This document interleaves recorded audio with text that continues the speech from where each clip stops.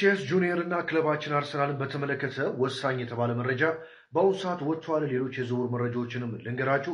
እንግዲህ ቪኒሺየስ ጁኒየር ከሪያል ማድሪድ ጋር ስላለው የወደፊት እጣ ፈንታ ከፍተኛ ጥርጣሬዎች በመባባሳቸው ምክንያት በዚህ ሳምንት ወደ ሪያል ማድሪድ ልምምድ እንደማይመለስ ነው እየተሰማ የሚገኘው። የሪያል ማድሪዱ አሰልጣኝ ጆዜ ሞሪኒዮ ባለፉት 3 ቀናት ውስጥ ለአዲሱ ዓመት ዝግጅት ቪኒሺየስ ጁኒየር ወደ ልምምድ ይመለሳል ብለው ቢጠብቁም እስካሁን ድረስ ቪኒሺየስ ጁኒየር እንዳልተመለሰ ተሰምቷል ማለት ነው። ቪኒሺየስ ጁኒየርም እንግዲህ ከኋላ እንደምትመለከቱት በአሁኑ ሰዓት በጀማይካ የእረፍት ጊዜውን እያሳለፈ የሚገኝ ሲሆን ታዲያ በዚህ ሳምንት ወደ ሪያል ማድሪድ ያልተመለሰበት ዋነኛ ምክንያትም በወደፊት ቆይታው ላይ ከፍተኛ ጥርጣሬዎች እየተባባሱ በመምጣታቸው እንደሆነ ተሰምቷል ማለት ነው። በነገራችን ላይ ቪኒሺየስ ጁኒየር ወደ ፕሪሚየር ሊጉ የሚመጣ ከሆነ በፕሪሚየር ሊጉ ሁለተኛው ከፍተኛ ተከፋይ ይሆናል ተብሎ ይጠበቃል። በፕሪሚየር ሊጉ የማንቸስተር ሲቲው ኤርሊንግ ሃላንድ እንግዲህ ወደ 525,000 ዩሮ በሳምንት እንደሚከፈለው የሚታወቅ ሲሆን ቪኒሺየስ ጁኒየር አርሰናልን የሚቀላቀል ከሆነ 400,000 እና ከዛ በላይ ዩሮ ይከፈለዋል ተብሎ ይጠበቃል ማለት ነው። እንግዲህ በአሁኑ ሰዓት በሪያል ማድሪድ እና በቪኒሺየስ ጁኒየር መካከል የተፈጠረው ጥርጣሬ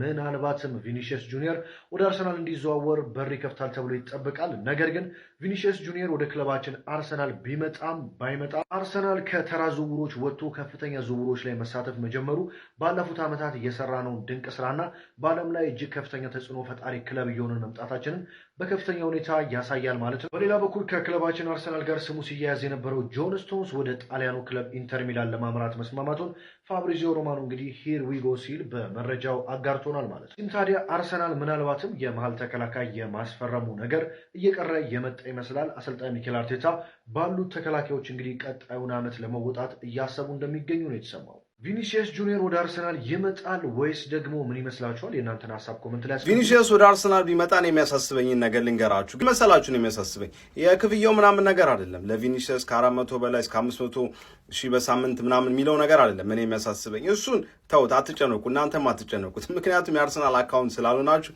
እናንተም ተውት፣ እናንተም አትጨነቁ። አርሰናልና አርሰናል ብቻ ነው ያ ነገር ያዋጣኛል ያከስረኛል ብሎ የሚያስበውና እሱን ተውት። እኔ ባይሆን የሚያሳስበኝ ምንድነው ታክቲካሊ ነው። በቃ ምንድነው አሁን አርሰናልን በጣም ካያችሁት በጣም ኮምፓክትን ሁሉም ተጫዋቾች በሚባል ደረጃ በጣም ወደ ኋላ እየተመለሱ ምናምን ነው የሚከላከሉት። ያው ኢቭን ሳካ ዮከሬሽም አሁን ቪኒ በሚመጣበት ቦታ የሚጫወት እነ ማርቲን እነ ትሮሳርድም በጣም ወደ ኋላ እየተመለሱ ነው። ያው አርሰናል ላይ በጣም ያው ኮምፓክት ምን ሲከላከሉ የነበሩት ማለት ነው።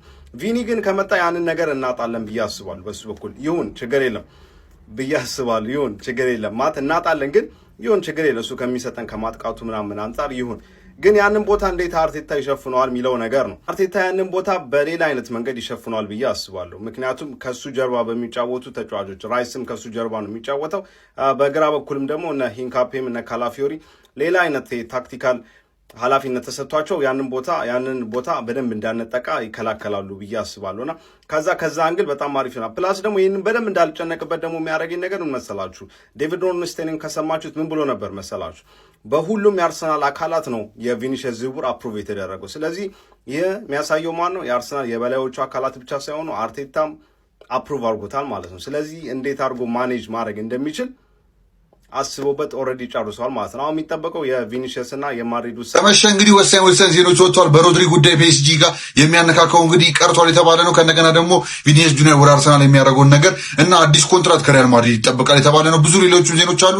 ነካነካ ማድረግላችሁ ይሆናል። መጀመሪያ ጉዳያችን የሚሆነው ሮድሪ ወደ ፒኤስጂ የተባለ ነበር ትናንትና እንደሚታወቀው። ነገር ግን ሊፓሪሰን በገለጸው መሰረት እንግዲህ ፍሬንቾቹ ትልቁ ጋዜጠኞች እነሱ በገለጹት መሰረት ፒኤስጂዎች እንግዲህ ለሮድሪ ለማስፈረም ምንም አይነት ሙከራ እንደማያደርጉና ሮድሪን ደግሞ ያው ወደ ማድሪድ ኦልሬዲ ወስኗል የሚለው ነገር ሀሳብ ውስጥ ገብቶባቸዋል ይመስለኛልና ሚድፊልደር ለማስፈረም አላማ የለንም ብለው መልሶ ሀሳባቸውን ቀይሯል የተባሉ ትናንትና እንደሰማችሁት እንግዲህ ኢንኳየር አድርገው ነበረ ማንቸስተር ሲቲ የዚህ ፓኬጅ ዲል ስንት ሊፈጅ ይችላል፣ ዋጋው ስንት ሊያስወጣ ይችላል፣ የእሱ ጉዳይ ማለት ነው ኢሹን ነበር የጠየቁት። አይ ቲንክ ይመስለኛል ከጠየቁ በኋላ ብዙ ብሩ በዝቶባቸው አይ በቃ ይቅርብን የውላማ እናወጣም አይነት ነገር ይመስለኛል ያራመዱት እና ደግሞ ሮድሪ እንደሚታወቀው ሪያል ማድሪድ ለመፈረም በጣም ኮሚትድ ነው። ሌላው ደግሞ እዚሁ ሪያል ማድሪድ ቤት ሳንወጣ ማለት ነው ቪኒሺየስ ጁኒየር ጉዳይ እንግዲህ አዲስ ኮንትራት ለቪኒሺየስ ቀርቧል የተባለ ነው። ከእንደገና ደግሞ ይህንን ተከትሎ ደግሞ አርሰናሎች ደግሞ ለፕሌየር ካምፕ እንግዲህ ኦፊሻል መሆናቸው ኢንተረስት እንዳላቸው አሳውቀዋል የተባለ ነው ለቪኒሺየስ ጁኒየር ኤጀንቶች ማለት ነው። ከእንደገና ደግሞ የኮንትራቱን ጉዳይ በቅርብ የተከታተሉ እንደሆነ የሚነገረው። እናም ደግሞ ሪያል ማድሪድ ወሳኝ የሆነ ኮንትራት ያቀረበለት አሁን ሆፕፉሊ ቶሎ አክሴፕት አድርጎት ኮንትራቱ ይፈርማል የሚል ነገር ሪያል ማድሪድ ቤት ውስጥ ፊሊንግ አለ። ጃቪ አሎንሶ እንግዲህ ቼልሲ ቤት ኤክስፒሪየንስ ፈልጋለሁ ብሎ ዳንኤል ቤክ እና ጆርዳን ሄንደርሰን ለማስፈረም ፐርሰናል አግሪመንት ላይ ኦልሞስት ጨርሰዋል ተብሏል ኦልሬዲ ማለት ነው። ሰቨርስ የጥቅማ ጥቅም ጉዳይ ላይ ማለት ነው። ከዛ ውጭ ባለው ግን ያው ብር ሊፈጅ የሚችለው ትራንስፈር ፊዎቻቸው ላይ ነው። እንግዲህ ዳንኤል ቤክ ላይ ነው ብዙ ይወጃል ተብሎ የሚገመተው። ከዛ ውጭ ግን የሄንደርሰን ጉዳይ ላይ ብዙ ነገር አይኖረውም ማለት ነው። እና ያ ይሄ በጣም አሪፍ ዲል ይመስላል።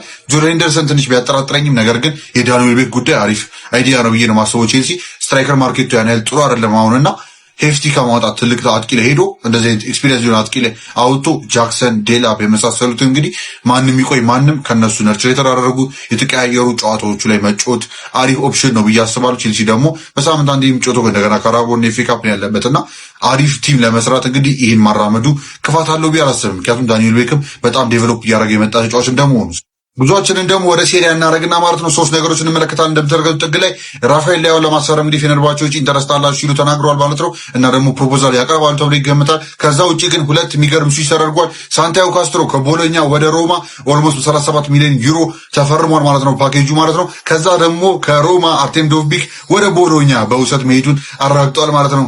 ስኪም ያላት ዲል ትመስላለች። እርስ በርስ የተቀያየሩት ሊያው ደግሞ ወደ ፌነርባቼ ሊያመራ እንደሚችል የተነገረ የሚገኘው። ከዚህ ደግሞ ወጣ ስንል ቴዎድሱን እንግዲህ ግድንግዳ አጥቂ ቶሉ ኦሮኮዳሬን በውሰት ማስፈረማቸው ተረጋግጧል።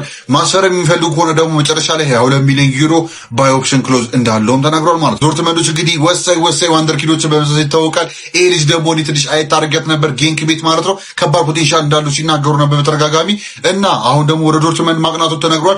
33 ሚሊዮን ዩሮ ማለት ነው ከፍለው ማለት ነው በፓኬጅ እና ያ ይሄ ልጅ በ100 ሚሊዮን በላይ ይወጣል። እርግጠኛ ነኝ የምነግራችሁ ኮንስታንቲኖስ ካሬትሻሽ ሪሜምበር ዘ ኔም ቱ ዶርትመንድ ሂር ዊ ጎ።